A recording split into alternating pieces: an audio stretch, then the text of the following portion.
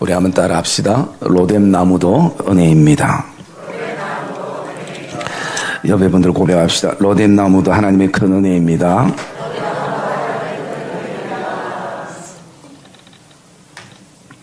우리 신앙의 여정을 곰곰이 돌아보면 한때는 참 뜨거웠고 또 열정적이었고 그리고 정말 열심히 했던 한때가 있습니다. 그때는 하나님을 위해서 교회를 위해서 목숨을 걸 만큼 우리가 헌신적일 때가 있었습니다. 그리고 또 한때는 여러 가지 환경과 상황과 사람들 때문에 내 신앙에 번아웃이 올 때도 있었습니다. 뿐만 아니라 많은 영적 딜레마에 놓이기도 하고 그것 때문에 좌절하고 아파하고 많은 인생의 눈물을 내 마음속에 품고 있었던 시간들도 있었습니다. 이럴 때의 특징을 보면요, 모든 게 귀찮아요. 심지어 우리가 드려야 될 예배도 귀찮게 여겨질 때가 있고요. 또 모든 사람들이 그냥 미워요. 나한테 잘못한 것 없는데도 미워요.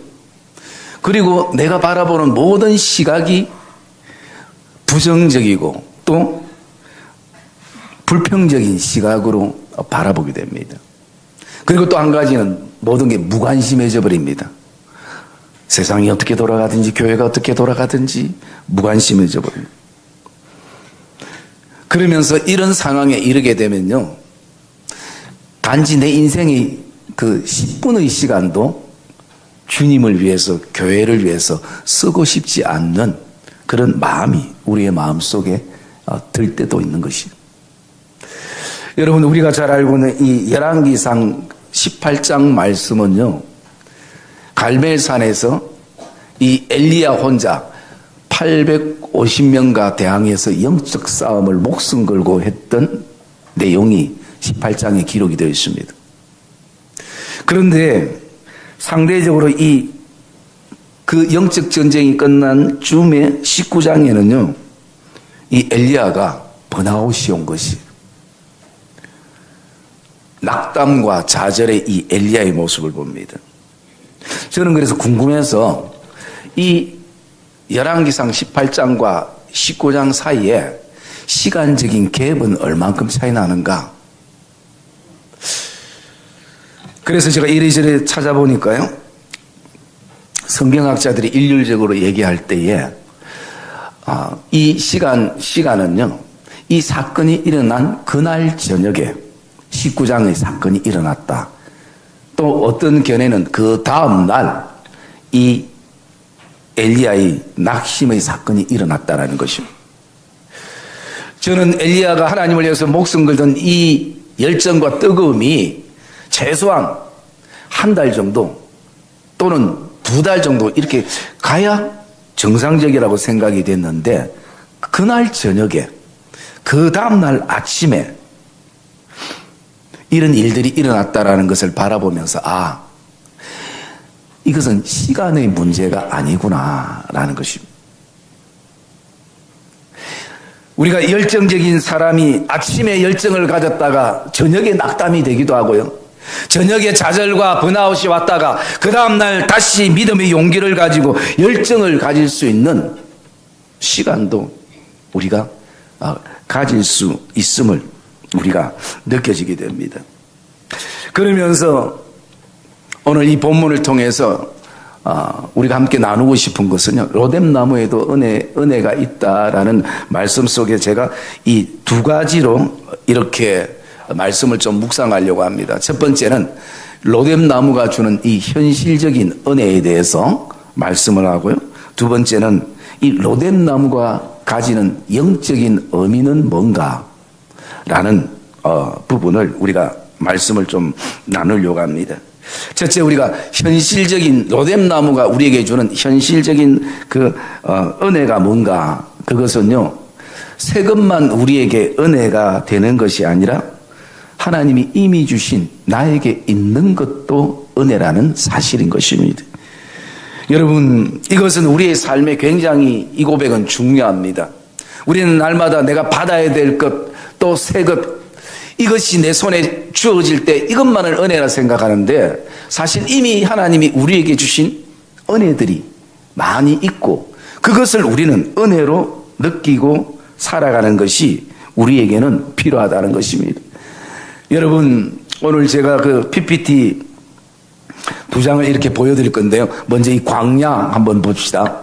여러분, 저는 광야와 같은 인생과 삶 가운데에 하나님께서 여기에 로뎀나무를 주셨을 때, 로뎀나무 보여줘요? 로뎀나무를 주셨을 때 우리는 이 광야 같은 내 인생에 로뎀나무를 주셨기 때문에 이게 은혜구나, 우리는 고백을 합니다.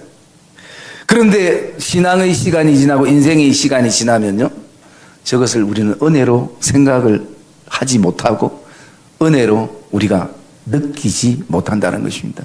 왜? 어느 순간부터 당연하게 느껴졌기 때문인 거지. 그래서 우리는 오늘도 먼저 로뎀나무가 우리에게 주는 교훈은요, 저것이 당연히 저 자리에 있는 것이 아니라 하나님이 나를 위해서 주신 것이라는 고백을 우리가 가질 필요성이 우리에게 있는 것입니다. 여러분, 지난 수요일날 제가 말씀 가운데 그런 말씀했습니다. 하나님이 우리에게 주시는 구원의 은혜는 우리가 감사를 하고 생활적 은혜는 비교하지 말자라고 말씀을 드렸습니다. 여러분, 이 엘리야가 그냥 갈멜산에 선 것이 아닙니다. 이 두 가지가 하나님 안에서 정리가 되고 해결이 되었습니다. 우리가 아는 그 앞에 그 17장 내용은 어떤 내용이냐면요, 거기에는 이 가뭄의 때에 하나님께서 까마귀를 통해서 또 사르밧 가부를 통해서 이 엘리야를 먹이셨습니다. 이건 무엇을 말하는가? 소유의 문제인 것입니다. 이 소유의 문제가 이 가뭄의 때에 내가 아무리 노력하고 힘써도 되지 않는 것을 하나님께서 먹이시고 입히셨던 사건을 통해서 엘리야는 소유의 문제가 해결되었습니다. 그리고 그 아들의 죽음을 통해서 엘리야의 간절한 기도를 통한 아이가 살아났습니다. 이것은 생명의 문제가 해결이 된 것입니다. 여러분, 우리의 신앙은 이 두 가지의 문제가 정리되고 해결되면 우리는 정말 기쁘고 즐겁게 믿음의 걸음을 걸을 수 있는 것입니다. 그런데 우리가 돌아보면 내가 예수를 믿는다는 것은 이미 생명의 문제가 해결된 줄 믿습니다. 그러면 오늘 우리가 이 땅에, 공고한 이 땅에 살아가면서 우리 안에 정리되어야 될 게 뭐냐면 소유의 문제라는 것이, 먹고 입고 살고 하는 이 소유의 문제, 이것에 대해서 우리가 기억해야 될 것은 우리는 이 땅에 평생 살 사람들이 아니라 이 땅에 나그네라는 것입니다. 여행객이라는 것입니다. 여러분, 여행객은 돌아갈 집이 있는 사람들인 것입니다. 여러분, 여행에는 반드시 편함보다 불편함들이 훨씬 더 많은 것이에요. 그래서 우리는 어떤 생각을 합니까? 집에 적어도 있는데 하면서 우리 마음속에는요, 그 여행을 다니면서 항상 집에 대한 그리움이 있는 것입니다. 그게 바로 하나님의 자녀들이고 이 땅의 이스라엘 백성들인 것입니다. 여러분, 우리가 여행을 다닐 때에 그 속에서 다 여정을 마치고 집에 오면 집이 크든 작든 우리는 다 이런 얘기합니다. 집이 좋다. 집이 제일 편하다. 여러분, 우리가 이 땅에 그리스도인으로 산다는 것은 불편함들이 많이 있을 수 있습니다. 그러나 우리는 그 불편함을 불행이라 생각해서는 안 되는 것이에요.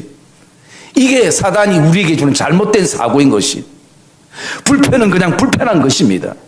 그런데 우리는 이것을 내 인생이 불행해서, 여러분, 하나님을 믿는 사람들은 불행한 사람들이 아니라 행복한 사람들이라는 걸 기억하기를 주의 이름으로 축복합니다. 우리는 그것을 누려야 되는 것이에요. 구원의 확신과 구원의 기쁨은 뭐냐? 이 불편함 속에서도 하나님이 우리에게 로뎀나무와 같은 주신 은혜들을 우리는 누리면서 우리가 그렇게 살아갈 수 있어야 하는 것입니다. 그래서 여러분, 로뎀나무가 우리에게 주는 교훈은요, 그 나무가 그 자리에 있는 것, 그 또한 은혜라는 것을 우리는 고백하고 또 나갈 수 있어야 하는 것입니다. 그리고 우리가 전체 두 번째 큰 대목으로 묵상할 수 있는 것은요, 이 로뎀나무가 주는 영적 의미, 즉 이 로뎀나무는 무엇을 의미하는가, 저는 그것을 묵상을 했었고요. 그것을 묵상하면서 제 마음속에 이 로뎀나무는 이 광야 같은 이 시대에 주의 이름으로 세우신 교회구나. 더 근본적인 것은요, 하나님의 넉넉한 품이구나 라는 것을 제가 느끼고 또 묵상을 하게 되어집니다. 여러분, 우리가 강야 같은 이 땅에 살아가면서도 우리는 오늘 어떤 고백을 합니까? 여러분이 잘 아는 그 고백 가운데 찬송가 고백이 있잖아요.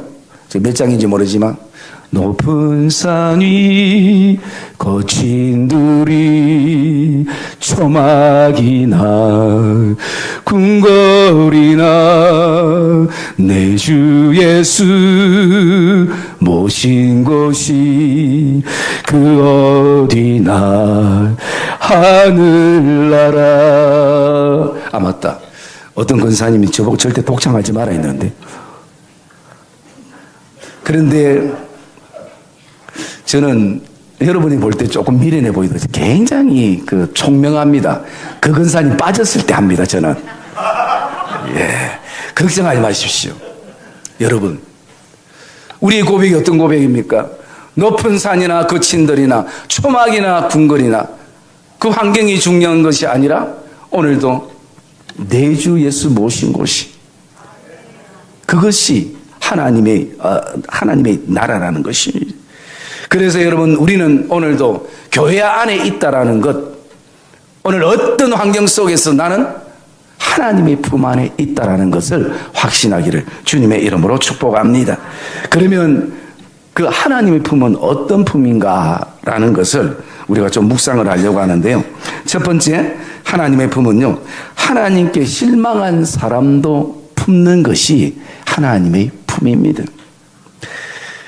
여러분, 오늘 이 19장의 1절에서 8절의 말씀의 내용을 보면 사실은 엘리야가 낙심하고 낙담한 것은요, 아합 왕 때문에 아닙니다. 이세벨의 관계 때문도 아닙니다. 말 안 듣는 이스라엘 백성들 때문도 아닙니다. 더 근본적인 것은요, 하나님께 실망한 것이. 왜 하나님께 실망했습니까? 이제 거의 다 왔는데 하나님이 조금만 도와주시면 정리가 되어지는데 여전히 아합 왕도 이세벨도 꺾이지 않는다는 것입니다.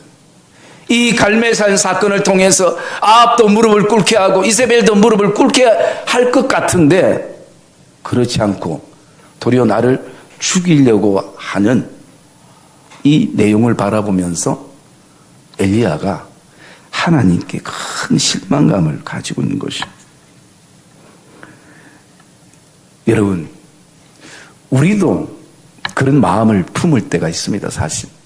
특별히 우리 성도들 안에 내 어떤 개인적인 욕심이 아니라, 내 욕망이 아니라 정말 우리 가정이, 믿음의 가정이 되기를 원하고, 그리고 우리가 자녀들이 믿음의 대장부가 되기를 원하는 이 아름다운 것을 위해서 지금 평생 기도를 하고 있는데 도리어 기도하면 할수록 그 대상이 더 강팍해지고, 그리고 더 하나님과 멀어지는 것 같고, 더 마음의 문을 닫는 것을, 이런 모습을 바라볼 때 우리의 마음속에 하나님, 내가 그냥 이 땅 끌고 욕심내는 거 아니지 않습니까?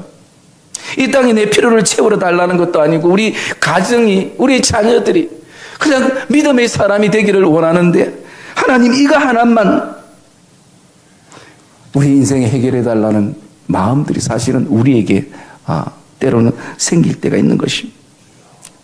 여러분, 그러나 여러분들이 기억해야 될 것은 여리고성은 서서히 무너진 것이 아니라 단번에 무너진 것입니다. 하나님의 일하심, 하나님의 열심은 우리가 보지 못하지만 우리가 아는 것은, 믿는 것은 여전히 하나님은 내 눈에 보이지 않아도 하나님은 우리 가정을 또 우리 교회를 위해서 일하시는 하나님인 것을 확신하기를 주의 이름으로 축복합니다. 여러분, 오늘 이 자리에 앉은 성도들도 하나님께 실망한 분들도 있을 것입니다. 하나님, 이제 다 거의 왔는데 조금만 더 가면 되는데 뭔가 또 막히는 이런 어떤 순간들. 그런데 여러분, 하나님께 실망한 이 엘리야도 하나님은 하나님의 품으로 그를 품으셨다라는 것입니다. 여러분, 인간사는 이게 쉽지 않습니다. 나를 실망시킨 사람을 향해서 또 실망한 사람을 향해서 뭔가 품는다는 것, 이것은 쉽지 않다라는 것이. 그리고 두 번째, 하나님의 품은 어떤 품인가 보면요, 하나님의 품은 말의 상처와 아픔이 있는 자도 품으시는 것입니다. 여러분 2절 말씀 읽읍시다. 2절 말씀 시작. 이세벨이 사신을 엘리야에게 보내어 이르되 내가 내일 이맘때에는 반드시 내 생명을 저 사람들 중 한 사람의 생명과 같게 하리라. 그렇게 하지 아니하면 신들이 내게 벌이에 벌을 내림이 마땅하니라 한지라. 예, 엘리야가 지금 광야로 도망하는 이유는요, 이 말을 들었기 때문입니다.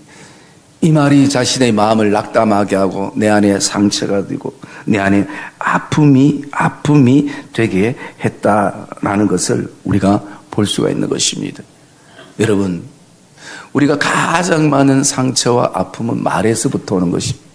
그것도 나와 상관없는 사람이 아니라 평생 나와 살았던 사람이 평생 같이 믿음의 길을 걷고 있는 우리 가운데에 늘 말의 상처와 아픔 때문에 낙심되고 좌절이 되어질 때가 있는 것입니다. 그런데 하나님은요, 오늘도 말의 상처와 아픔을 입은 사람, 말로 상처와 아픔을 준 사람도 하나님은 그 넉넉한 품으로 품으신다는 사실인 것입니다. 여러분, 특별히 오늘 이 말씀 속에서 바라보면요, 이세벨이 사신을 엘리야에게 보내어라고 말씀합니다. 여러분, 엘리야를 죽이고 싶으면 사신을 보내는 것이 아니라 군대를 보내서 군사를 보내야죠. 사신을 보낸다는 것은 어떤 협약을 하기 위해서, 대화하기 위해서 사신을 보내는 거지. 오늘 그래서 우리가 기억해야 될 것은요, 그 상처의 말에 쏘으면 안 되는 것입니다. 그 말에 쏘으면 내가 아픈 것이에요. 도망 안 가도 될 엘리야가 그 말에 두려움과 낙심과 좌절이 되니까 여러분 도망가게 되는 것입니다. 그러면서 우리가 세 번째, 하나님의 품은 어떤 품인가? 그 하나님의 품은요, 도망자라도 하나님이 품으신다는 것이. 도망다니는 인생도 하나님이 품으시는 것이. 여러분 3절 말씀 같이 읽읍시다. 3절 말씀 시작. 그가 이 형편을 보고 일어나 자기의 생명을 위해 도망하여 유다에 속한 브엘세바에 이르러 자기의 사안을 그곳에 머물게 하고. 예. 여러분 참 이 구절의 말씀을 보면 참 이 위대한 선지자의 모습이 참 초라하지 않습니까? 결국 자기 목숨을 위해서 도망하는 인생을 우리가 보게 되어집니다. 여러분, 이 도망의 시작은 3절 첫 절에 보면 그가 이 형편을 보고 라고 말씀합니다. 여러분, 형편을 보면 우리도 다 도망갈 수밖에 없는 인생인 거지. 처지를 보면, 내 속 깊은 내면을 바라보면, 이 죄의 모습을 보면 우리는 도망가고 숨고 싶은 심정이 우리의 인생인 것을 우리가 볼 수가 있는 것입니다. 그래서 여러분, 사단은 항상 우리에게 하나님보다 형편을 더 크게 보이도록 만드는 것이, 하나님보다 상황을 더 크게 보게 만드는 것이, 그래서 내 신앙의 삶 가운데 하나님의 크기를 줄여버리는 것이 사단이 오늘도 하고 있는 것입니다. 여러분, 형편 보면 답이 없습니다. 내 처지 보면 거기에는 답이 결코 나오지를 않는 것입니다. 하나님을 봐야 되는 것입니다. 하나님을 볼 때 우리는 그 속에 답을 발견하는 것입니다. 여러분, 하나님은 오늘도 이런 어쨌든 어떤 이유로 이렇게 도망하는 그 내 인생을 향해서 하나님은 도망하는 인생도 품으신다는 것입니다. 그게 바로 이 로뎀 나무의 은혜인 것입니다. 그리고 네 번째, 하나님의 품은 어떤 품이냐 보면요, 모순 덩어리인 우리 인생도 품으신다는 것이. 여러분, 말씀 가운데에 우리가 4절 말씀 같이 읽읍시다. 4절 시작. 자기 자신은 광야로 들어가 하루길쯤 가서 한 로뎀나무 아래에 앉아서 자기가 죽기를 원하여 이르되 여호와여 넉넉하오니 지금 내 생명을 거두시옵소서. 나는 내 조상들보다 낫지 못하니이다 하고. 네. 여러분, 사실은 엘리야 이 지금 4절의 모습을 보면요, 사실은 모순입니다. 왜 모순인가? 자기가 진짜 죽고 싶으면요, 그 갈멜산에서 죽어야죠. 그런데 여러분, 갈멜산에서 지금 엘리야가 간 브엘세바, 이 남유다 저 남단까지의 그 거리는요, 오늘날로 말하면 160km입니다. 160km 같으면 지금 이 부산에서 대구를 좀 지나 한 9미쯤 되겠죠. 여러분, 그 먼 거리를 가면서 수일 걸리는 그 시간을 가면서 죽고 싶다라는 거죠. 죽는 사람이 장소를 따집니까? 시간을 따집니까? 그건 어떤 의미입니까? 죽기 싫다는 말이죠. 그것은 하나님 앞에 지금 뭐 합니까? 투덜대는 것이죠. 여러분, 목사도 열정적으로 일하다가 어느 순간 하나님 앞에 투덜댈 때 있습니다. 마치 미성숙한 아기처럼.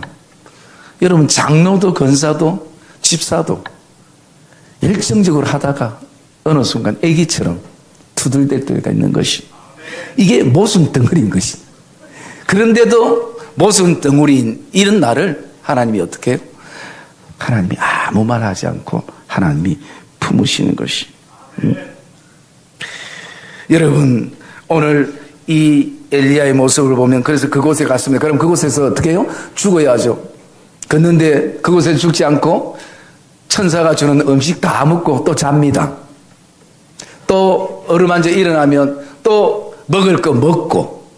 여러분, 죽으려면 먹을 것도 안 먹어야죠.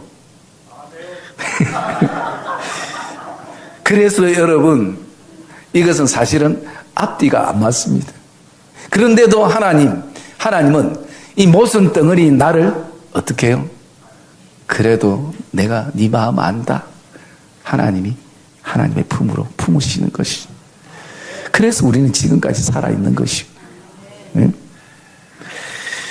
그리고 우리가 또 한 가지 하나님의 품은 어떤 품인가 보라보면요, 인생의 자포자기한 인생도 하나님이 품으시는 것입니다.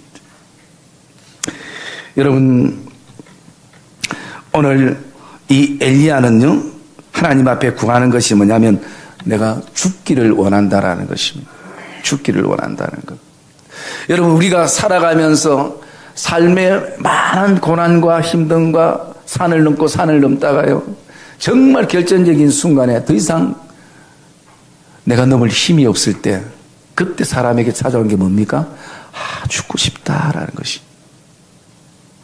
왜? 이제 더 이상 희망이 없기 때문인 것이. 그냥 모든 게 자포자기가 되는 것이. 이길 힘도 없고 견딜 힘도 없고, 그러기 때문에 그때는 심정이 죽고 싶은 심정입니다. 그럴 때에 여러분, 죽기를 원하는 이 엘리야를 향해서 하나님이 그냥 그 손 들어주면 됩니다. 생명이 하나님의 손에 있게, 그래? 알았어. 그럼 그렇게 내 다른 사람 세우지. 할 수 있지만, 여러분, 자포자기한 이 엘리야를 향해서도 그 인생을 향해 하나님이 찾으셔서 그를 꼭 품어주시는 것이, 그게 바로 이 로뎀 나무의 은혜인 것이. 그리고 또 한 가지 하나님의 품은 어떤 품인가 보면요, 우리 그 4절 말씀에 나와 있듯이 하나님은 열등의식 속에 놓인 사람도 하나님이 품으신다는 것이.